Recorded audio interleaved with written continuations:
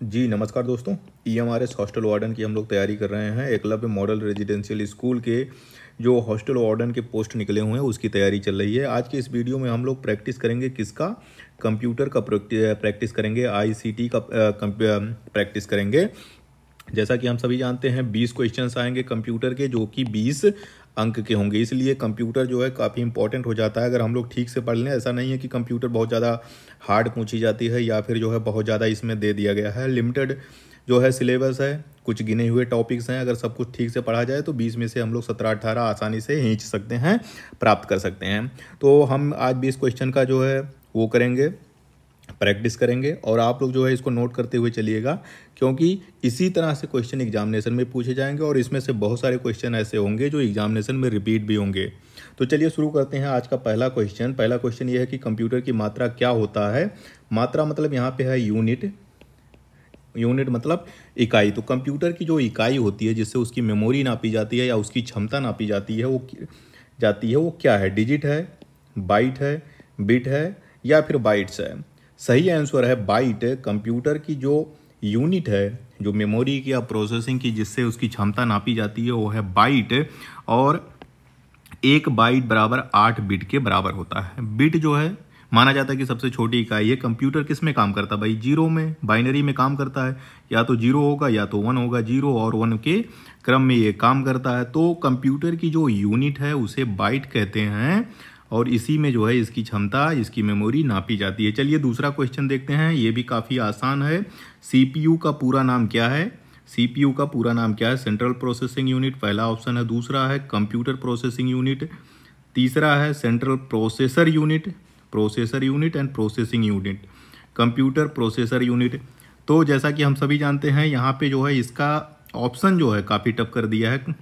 Question तो काफ़ी आसान है कि सीपीयू हम सभी जानते हैं कि क्या होता है। जो पुराने वाले पीसी आते थे, जो पर्सनल कंप्यूटर आते थे, एक तो उसके साथ एक मॉनिटर मिलता था और एक सीपीयू बड़ा सा मिलता था। ये है सीपीयू है। अब तो लैपटॉप आते हैं, लैपटॉप में जो है सीपीयू जो है इनबिल्ट होते हैं, उसी में अंदर में ही लगा होता। तो ये जो है सीपीयू है। और सीपीयू क्या होते हैं? वो चिप होते हैं, जो मेन चिप होती है, जो मेन प्रोसेसिंग जहाँ पे होती है या जिसे हम कंप्यूटर का ब्रेन या दिमाग कहते हैं, वो होता है सीपीयू। जितना कंप्यूटर के नियंत्रण का जो भी काम होता है, जो भी प्रोसेसिंग होती है, मान लीजिए कोई इनपुट है, इनपुट डिवाइस है, आउटपुट डिवाइस है, वो सारा का सारा कंट्रोल, सारी मेमोरी वो सीपीयू में होती है। तो जो हम कमांड देते हैं तो उससे क्या होना है, वो कमांड, उसकी प्रोसेसिंग जो है सीपीयू द्वारा की जाती है। इसीलिए सीपीयू को कंप्यूटर का ब्रेन भी कहते हैं। तो कंप्यूटर जो सीपीयू है उसका नाम है कि सेंट्रल प्रोसेसिंग यूनिट। नोट कर लीजिएगा, क्योंकि यहाँ देखिए दूसरा जो सी ऑप्शन है इसमें सेंट्रल प्रोसेसर यूनिट दे दिया है, बहुत मिलता जुलता दे दिया है, लेकिन सही ऑप्शन क्या है? Central processing unit. तो चलिए तीसरा क्वेश्चन देखते हैं कि कौन सा उपकरण इनपुट डिवाइस की श्रेणी में आता है। इनपुट भी दिया है, जो सिलेबस अगर हम लोगों ने आईसीटी का पढ़ा था उसमें इनपुट डिवाइस भी दिया है सिलेबस में, आउटपुट डिवाइस भी दिया गया है, कंप्यूटर बेसिक्स के बारे में दिया गया, ऑपरेटिंग सिस्टम भी पूछा जाएगा, इंटरनेट पूछा जाएगा। तो उसी क्रम में तीसरा जो क्वेश्चन है कि कौन सा उपकरण जो है इनपुट डिवाइस है। इनपुट डिवाइस क्या होते हैं? इनपुट डिवाइस का मतलब ऐसी कोई डिवाइस जिससे हम कोई इन्फॉर्मेशन अपने कंप्यूटर या लैपटॉप में भेजते हैं, उसे इनपुट डिवाइस कहते हैं। अब होते क्या हैं? जो ऑप्शन यहाँ पे दिया है, माउस, प्रिंटर, स्पीकर या फिर मॉनिटर। ध्यान से अगर आप देखेंगे तो यहाँ पे जो है सही ऑप्शन है माउस। माउस जो होती है, देखिए माउस से हम क्लिक करते हैं या कोई चीज़ सेलेक्ट करते हैं, वो कहाँ जाती है? कंप्यूटर में चली जाती है। और यहाँ पे जो है हमने कई सारे ऑप्शन भी दे दिए हैं आपको, जो है ये देख सकते हैं जो इनपुट डिवाइस के हैं, इनको नोट कर लीजिए। कीबोर्ड इनपुट डिवाइस है, graphic pad, webcam, mouse, scanner, joystick, track ball, digital camera और माइक्रोफोन। ये सारे के सारे क्या हैं? ये सब इनपुट डिवाइस हैं। इनसे हम कोई चीज़ जो है अंदर भेजते हैं, कंप्यूटर के अंदर भेजते हैं, कोई कमांड भेजते हैं, कोई फोटो भेजते हैं, कोई वीडियो भेजते हैं, तो वो कंप्यूटर के अंदर जाती है। तो ये सारे के सारे इनपुट डिवाइस हैं। चलिए चौथा ऑप्शन देखते हैं कि कैमरा किस प्रकार का इनपुट डिवाइस है। कैमरे में क्या बनता है भाई? डिजिटल कैमरा हो जाए, कोई भी कैमरा हो। वीडियो बनता है और अंदर जाके स्टोर हो जाता है, तो वीडियो इनपुट डिवाइस है। जो कैमरा होता है वो वीडियो इनपुट डिवाइस में आता है। चलिए 5वां क्वेश्चन देखते हैं कि निम्नलिखित में से कौन सा उपकरण आउटपुट डिवाइस की श्रेणी में आता है। अब देख लीजिए यहाँ पे आउटपुट डिवाइस पूछ लिया है। कीबोर्ड, जैसा कि हम सब जानते हैं कीबोर्ड क्या है, इनपुट डिवाइस है। स्कैनर क्या था, इनपुट डिवाइस था। क्यों भाई, कीबोर्ड से हम टाइप करते हैं तो क्या चीज़ हो जाती है, जो चीज़ हम टाइप करते हैं वो कंप्यूटर में जाके छप जाता है, तो इनपुट ही तो हुआ, हमें अंदर ही तो डाल रहे हैं, कंप्यूटर के अंदर ही तो जा रहा है। स्कैनर में भी हम कोई चीज़ स्कैन करते हैं तो उसकी जो है सॉफ्ट कॉपी कंप्यूटर में बन के चली जाती है, वो भी अंदर ही जा रहा है। प्रिंटर, प्रिंटर आ गया भाई। प्रिंटर में हमें कोई चीज़ बाहर मिल जाती है, अगर हमें कोई फ़ोटो निकालनी, मान लीजिए कंप्यूटर है, कंप्यूटर से हमें कोई फ़ोटो निकालनी है तो हम प्रिंट करते हैं और प्रिंट से हमें उसकी कॉपी मिल जाती है। तो क्या मिल रहा भाई, आउटपुट आ रहा है ना, कंप्यूटर से कोई चीज़ बाहर निकल रही है, बाहर निकल रही है मतलब उसका क्या है, आउटपुट डिवाइस है। तो प्रिंटर एक आउटपुट डिवाइस है। और यहाँ पे कुछ आउटपुट डिवाइस के और उदाहरण यहाँ पे दिए गए हैं जिसे आपको नोट कर लेना चाहिए, क्योंकि हो सकता है अगली बार प्रिंटर नहीं मॉनिटर पूछ ले, कि स्पीकर पूछ सकता है, हेडफोन पूछ सकता है, प्लॉटर पूछ सकता है, प्रिंटर पूछ सकता है, प्रोजेक्टर हो गए, स्पीच सिंथेसाइजर हो गए, या फिर ब्रेल रीडर हो गए। ये सब के सब आउटपुट डिवाइस हैं। इससे कंप्यूटर से कोई इन्फॉर्मेशन, कोई आवाज़, कोई वीडियो, कोई डिजिटल चीज बाहर निकलती है। तो जो भी ऐसी डिवाइस होती हैं उनको आउटपुट डिवाइस कहा जाता है। चलिए 6वां क्वेश्चन देखते हैं कि स्पीकर किसके रूप में काम करता है। अब यहाँ फिर स्पीकर भी पूछ लिया। स्पीकर ये है, स्पीकर से क्या निकलता है, स्पीकर से साउंड ही तो निकल रहा भाई, बाहर ही तो कोई चीज़ निकल रही है। तो हमने कहा कि अगर ऐसी कोई भी डिवाइस जिससे कोई चीज़ बाहर निकल रही हो, चाहे वो फोटो के रूप में बाहर निकल रही हो, वीडियो के रूप में दिख रही हो, साउंड हो, या फिर कोई प्रिंट निकल रहा हो, या फिर प्रोजेक्टर हो, ये सब आउटपुट डिवाइस हैं। तो स्पीकर जो है क्या है, इनपुट डिवाइस तो है ही नहीं, आउटपुट डिवाइस है, प्रोसेसिंग यूनिट है नहीं स्पीकर, स्टोरेज इसमें होती नहीं स्पीकर में। तो सही ऑप्शन है कि स्पीकर जो है आउटपुट डिवाइस है। चलिए 7वां क्वेश्चन देखते हैं कि किस शॉर्टकट का उपयोग विंडो के एक फाइल को कट करने के लिए यूज किया जाता है। भाई ऐसा कौन सी चीज़ है जिससे कट कर सकते हो, कॉपी होता है, पेस्ट होती है, कट होता है, पेस्ट होती है। तो किसी चीज़ को कट करने के लिए कंट्रोल एक्स का यूज किया जाता है। जो शॉर्टकट की है वो है कंट्रोल एक्स, डालेंगे तो उससे कोई चीज़ कट हो जाती है। कंट्रोल सी से क्या होता है, पहला ऑप्शन दिया है कंट्रोल सी। कंट्रोल सी जो है किसी चीज़ को कॉपी करने के लिए कंट्रोल सी दबाया जाता है। दोनों की एक साथ दबाओगे, अगर कीबोर्ड आपने देखा होगा तो एक साथ कंट्रोल का एक बटन लिखा होता है, अगर उसके साथ सी दबाओगे, दोनों एक चीज़ दबाओगे तो उससे जो चीज़ आप सेलेक्ट कियोगे वो चीज़ कॉपी हो जाती है। कंट्रोल एक्स से अगर आपको किसी चीज़ को कट करना है तो कंट्रोल एक्स का प्रयोग किया जाता है। कंट्रोल वी से पेस्ट हो जाती है। मान लीजिए किसी चीज़ को आपने पेस्ट किया, कॉपी की है, तो उसको पेस्ट करने के लिए आपको कंट्रोल वी दबाना होगा। कंट्रोल जेड से कोई चीज़ अंडू हो जाती है। मान लीजिए आपने कुछ किया था, ये ऐसे ऐसे कर दिया था, अब इसको अगर आपको हटाना है, पीछे करना है, तो आप ये अंडू का बटन दबाएंगे, यानी कंट्रोल जेड का बटन दबाएंगे तो एक स्टेप जो है वो पीछे चला जाता है। यहाँ पे देखिए, यहाँ पे इमेज भी दी हुई है। कंट्रोल सी कॉपी हो जाएगा, कंट्रोल बी से पेस्ट हो जाएगा। कंट्रोल, अब कॉपी और कट में डिफरेंस क्या होता है ये भी यहीं जान लो, क्योंकि दोनों में सेम चीज़ होती है। क्या होती है, कंट्रोल सी से दबाओगे तो कॉपी हो जाएगा, कंट्रोल एक्स दबाओगे तो कट हो जाएगा। कॉपी का क्या मतलब है, कॉपी हम किसी चीज़ की करते हैं तो कॉपी में मान लीजिए हमने एक इमेज है और एक इमेज ये है, हम अगर इसका कॉपी करेंगे, कंट्रोल सी दबाएंगे, तो हम जहाँ पे भी इसको पेस्ट करना चाह रहे हैं, मान लीजिए हम यहाँ पे पेस्ट करना चाह रहे हैं, तो हम कितनी भी कॉपी इसकी पेस्ट कर सकते हैं। कल्ट बी हम दबाते जाएंगे और ये पेस्ट होता चला जाएगा। कंट्रोल एक्स यानी कट करने में क्या होता है कि मान लीजिए इसी को उठा के हमको यहाँ लाना है, तो हम इसको कट कर लेते हैं और यहाँ पे पेस्ट कर देते हैं। तो ये कट वाला चीज़ जो होती है वो सिर्फ एक बार पेस्ट होती है, मतलब यहाँ से कट के यहाँ से उठ के यहाँ चली जाएगी। अगर आप पेस्ट करोगे दोबारा वो कॉपी फिर वो पेस्ट नहीं होती है। कॉपी में आप उसकी ढेर सारी कॉपियाँ पेस्ट कर सकते हो।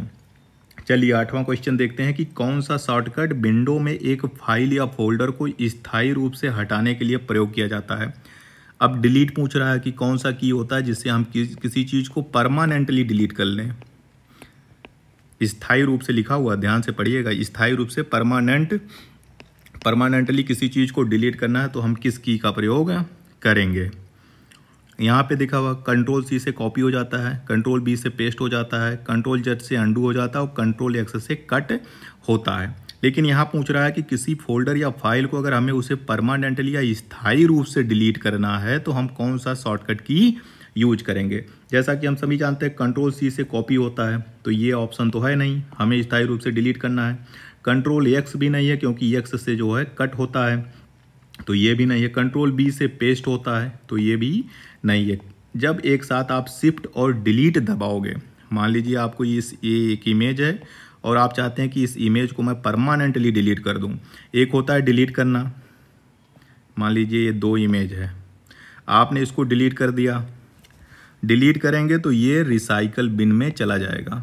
कंप्यूटर में रिसाइकल बिन होता है, जहाँ पे पहली बार अगर आप कोई चीज़ डिलीट करते हो तो रिसाइकल बिन में पड़ी रहती है। 30 दिन में ये अपने आप हट जाती है, 30 दिन तक इसमें पड़ा रहता है।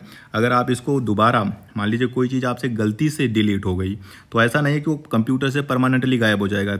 डिलीट होगी तो वो रिसाइकल बिन में पड़ी रहेगी। अगर आप उसको रिकवर करना चाहते हैं तो यहाँ रिसाइकल बिन से वापस उसको प्राप्त कर सकते हो। लेकिन परमानेंट अगर डिलीट करोगे शिफ्ट और डिलीट दबा के, तो ये पूरा डिलीट हो जाएगा, ये रिसाइकल बिन में भी नहीं जाएगा, तो वो हमेशा के लिए कंप्यूटर से आपके चला जाएगा। तो चलिए अब 9वां क्वेश्चन देखते हैं। इंपॉर्टेंट क्वेश्चन है, www का पूरा रूप क्या है, या www का फुल फॉर्म बताइए। जैसा कि हम सभी जानते हैं, हम सभी लोगों ने कंप्यूटर इंटरनेट का यूज करते हैं। इंटरनेट में जो है कोई चीज़ खोजने के लिए जो होता है, हमें किसी वेब पेज के खोलने के लिए हम क्या करते हैं, उसके आगे जो चीज़ लगी होती है वो www होती है। मान लीजिए आपको YouTube खोलना है तो www.youtube.com। तो ये जो www है, ये इसका पूरा नाम है। पहला ऑप्शन देख लीजिए, वर्ल्ड वाइड वेब। दूसरा ऑप्शन है web world wide, wide web world and web world wide. बहुत ही इसी में सबको आगे पीछे कर दिया है, तो अगर आप लोग उसको ध्यान से नहीं पढ़ोगे, नहीं याद करोगे तो गड़बड़ा जाएगा भाई एग्जाम में। तो www का पूरा नाम है वर्ल्ड वाइड वेब।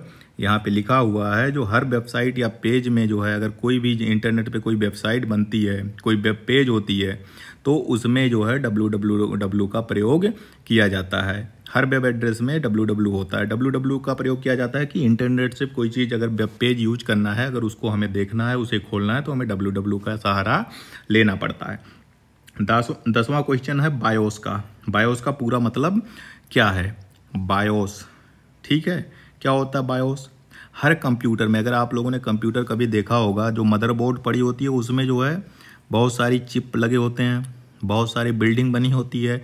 तो जो चिप होता है, एक ऐसा बायोस क्या है, एक तरह का चिप है जिसका पूरा नाम है बेसिक इनपुट आउटपुट डिवाइस।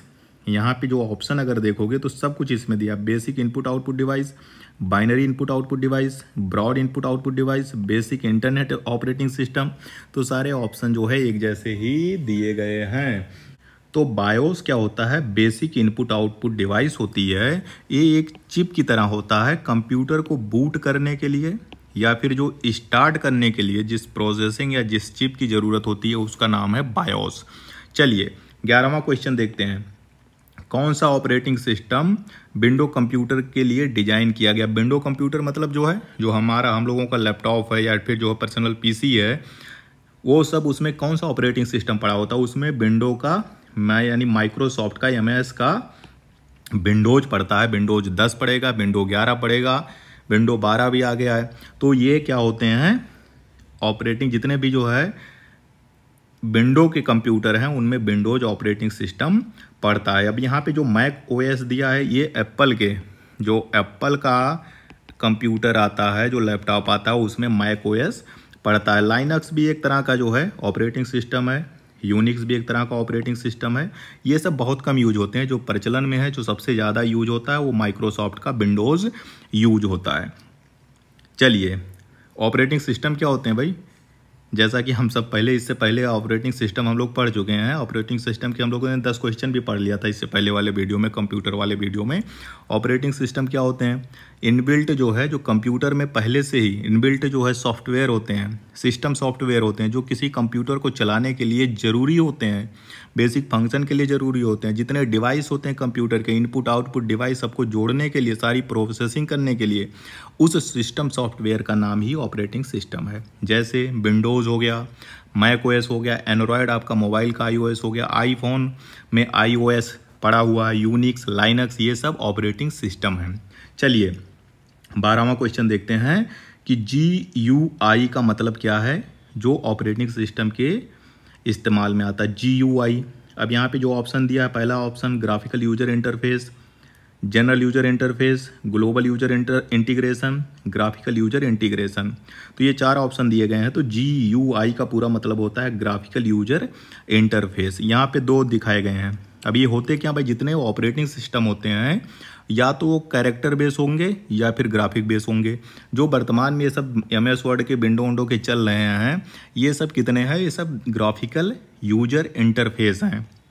इसका मतलब क्या होता है कि जो हम लोग चलाते हैं, हम क्या यूज करते हैं, अगर हम विंडो यूज करते हैं तो उसमें ग्राफिक्स बने होते हैं, लोगो बने होते हैं, जिस पे हम अगर हमको कोई पेज ये इमेज खोलना है तो हम उस लोगो को क्लिक करते हैं, वो चीज़ खुल जाती है। लेकिन इससे पहले वाले जब MS-DOS आते थे, जो पुराने वाले ऑपरेटिंग सिस्टम आते थे, उसमें ग्राफिक्स और आपसे यूज नहीं होता था, उसमें कैरेक्टर यूज होते थे। आप कमांड लिखते थे, जो कमांड आप उसमें लिख देते थे उसी की प्रोसेसिंग होती है और उसके रिस्पॉन्स में फंक्शन होता था। तो GUI का पूरा मतलब है ग्राफिकल यूजर इंटरफेस, जो कि कैरेक्टर यूजर इंटरफेस से काफ़ी आसान है, देखने में अच्छा लगता है और चलाना भी इजी है। चलिए 13वां क्वेश्चन देखते हैं कि URL का पूरा नाम या पूरा मतलब क्या है। पहला ऑप्शन दिया है universal resource locator, uniform resource language, unified resource link and universal reference link. तो URL होते क्या भाई, हम सभी वेबसाइट खोलते हैं भाई, वेबसाइट खोलते हैं ना, तो हर वेब पेज का URL का मतलब होता है, पहले ऑप्शन ही बता देते हैं कि URL का पूरा मतलब है यूनिवर्सल रिसोर्स लोकेटर। यूनिवर्सल मतलब जो सर्वत्र है, हर जगह प्रेजेंट है, सर्वत्र मतलब कहीं से भी खोल लो इसको, इंडिया से खोल लो, अमेरिका से खोल लो, जहाँ भी इंटरनेट है उससे ये खुल जाएगा। रिसोर्स मतलब हो गया कोई भी वेबसाइट हो गई, कोई वेब पेज हो गया, वेब एड्रेस हो गया। लोकेटर मतलब एड्रेस, उसका एड्रेस अगर आपको पता है तो आप ही पता कर सकते हैं कि भाई ये है क्या। उसको अगर आपको जो है यूट्यूब खोलना है तो आप क्या डालते हो, www.youtube.com। तो ये पूरा जो एड्रेस आप डाल रहे हो उसी का नाम है URL यानी यूनिवर्सल रिसोर्स लोकेटर। यहाँ पे आपको देखिए पूरी चीज़ दी गई है। अब जो ये होता है URL होता है, उसमें कई पार्ट होते हैं। ये जब www से पहले या तो लगा होगा या HTTPS लगा होगा, इसको प्रोटोकॉल कहते हैं। HTTPS मतलब हाइपर टेक्स्ट ट्रांसफ़र प्रोटोकॉल, पूरा मतलब होता है H का मतलब होता है हाइपर, T से टेक्स्ट, T से ट्रांसफ़र और P से प्रोटोकॉल। इंटरनेट के लिए इसका HTTP का प्रयोग किया जाता है। यस का मतलब है कि सिक्योर है और यस अगर नहीं लगा है तो उसका मतलब वो सिक्योर नहीं है। चेक कर लीजिएगा कभी खोल के, HTTP लिख के खोलिएगा और HTTPS डाल के खोलिएगा, तो यस का मतलब होता है सिक्योर है। जो गूगल है ये क्या है, ये डोमेन नेम कहलाता है। किसी भी URL का जो मेन पार्ट होता है वो डोमेन कहलाता है। उसके आगे कुछ अगर लिखा हुआ .com से तो वो सब डोमेन कहलाता है।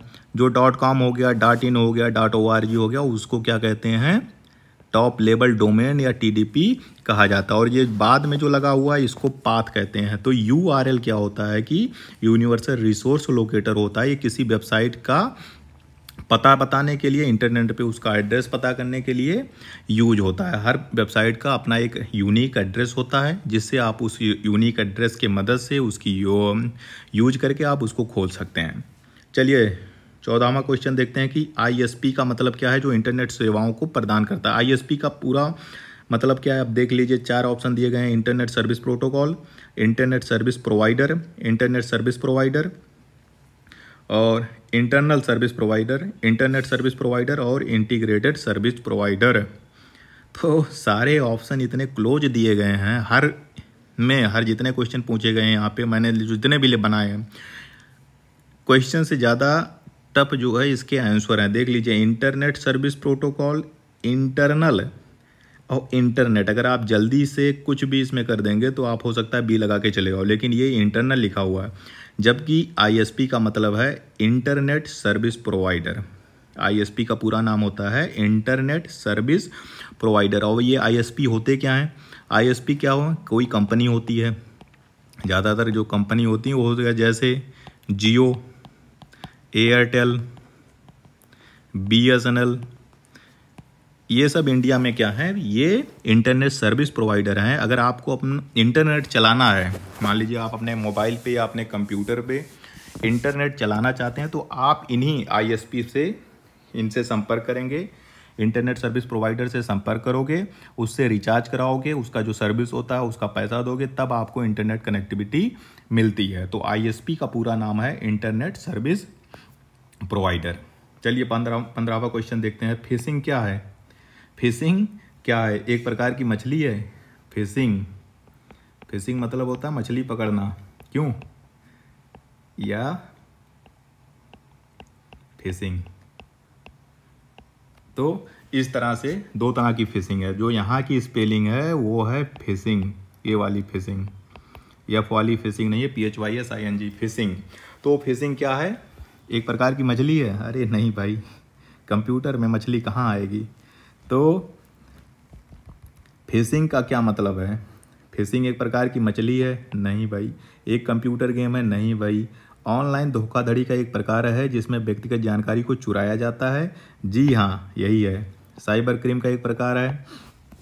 तो जो सही ऑप्शन है कि फिशिंग क्या है, एक ऑनलाइन धोखाधड़ी का प्रकार है जिससे व्यक्तिगत जानकारी चुराई जाती है। देख लीजिए, फिशिंग में भी वही, जो जैसा कि हम सभी क्या होता है, चारा डालते हैं भाई, मछली पकड़ने के लिए कटिया लगाना पड़ता है, चारा डालना पड़ता है, उसको जो है लुभाना पड़ता है। फिशिंग में भी जो हैकर होते हैं वो आपको कुछ ऐसी चीज़ देंगे, ऐसा कोई लुभावना चीज़ देंगे। मान लीजिए आपको ईमेल भेज देंगे, भैया लॉटरी लग गई है 2 करोड़ की, इस पर क्लिक कर दो। जैसे क्लिक करोगे सारा डेटा, आपका सारा कंप्यूटर जो है वो हैकर के पास चला जाएगा। आपके पूरे कंप्यूटर पे जितना डेटा होगा वो चुरा लेगा। हो सकता है आपके पूरे कंप्यूटर को ही वो बंद कर दे, लॉक कर दे। तो फिशिंग का क्या मतलब है? फिशिंग जो है एक तरह का जो है ऑनलाइन धोखाधड़ी का प्रकार है जिसमें जो है जो फिशर होता है या फिर जो हैकर होते हैं वो कुछ लुभावनी चीज़ें भेजते हैं, कॉल करते हैं, मैसेज भेजते हैं, ईमेल करते हैं, कोई ऑफ़र देते हैं जिससे अब आप उसको क्लिक करते हो या फिर जो है आप उसको कोई OTP बता देते हो। तो इस तरह से आपका सारा जानकारी, आपकी सारी चीज़, आपके साथ धोखाधड़ी, आपकी व्यक्तिगत जानकारी, पर्सनल डेटा चोरी हो सकती है। 16वां क्वेश्चन है कि वायरस क्या होता है? वायरस क्या है भाई? कोरोना वायरस है।